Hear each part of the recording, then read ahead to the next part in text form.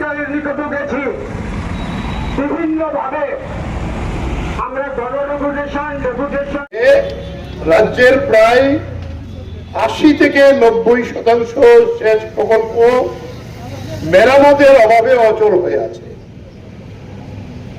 গত বছর যে প্রলয়ঙ্করী বন্যা পরপর দুবার হলো, দক্ষিণ ত্রিপুরা, গোমতী, সিপাহীজলা, পশ্চিম জেলা, খোয়াই জেলা, এই ৫টি জেলার প্রায় সবকটি সেচ প্রকল্প যেটি নদীর পাড়ে অবস্থিত ছিল এলাকায় মিছিল, তা প্রায় ভেঙে গেছে, নদীতে পড়ে গেছে, অচল হয়ে আছে।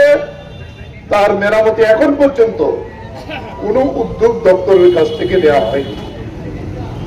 যারা এক্সিকিউটিভ ইঞ্জিনিয়ার আছেন প্রত্যেকটা জেলায়, তাদের সঙ্গে আমাদের প্রতিনিধিরা গিয়া সেখানে দেখা করেছেন, কথা বলেছেন, নির্দিষ্টভাবে দাবি জানিয়েছেন, নাম দিয়েছেন, বলছে আমরা উপরে পাঠাবো, টাকা না আসলে আমাদের পক্ষে মেরামত করা সম্ভব না।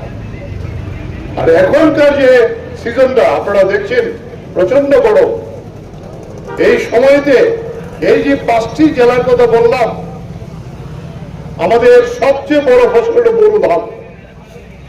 বোরো ধান সেচ না হলে 25% ফসল হবে না। তাই আজকে আমরা বলবো এগুলো অবস্থা খুবই খারাপ হয়েছে, তাই আমরা নির্দিষ্টভাবে এগুলো নিয়ে এসেছি।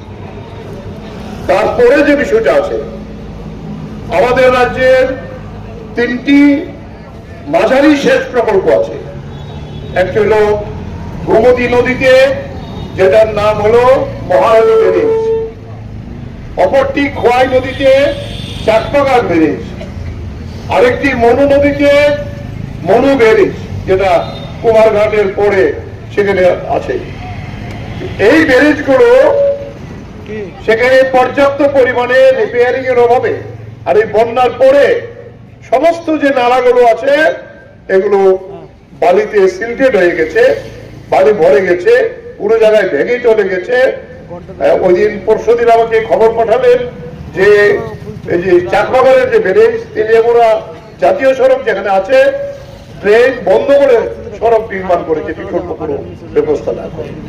তাহলে সমস্ত জমি চৌচির হয়ে যাবে। দ্বিতীয় বিষয়, মহারানীর চাকমাগার মনে বেরিয়ে মেরামত করতে হবে। সংগ্রাম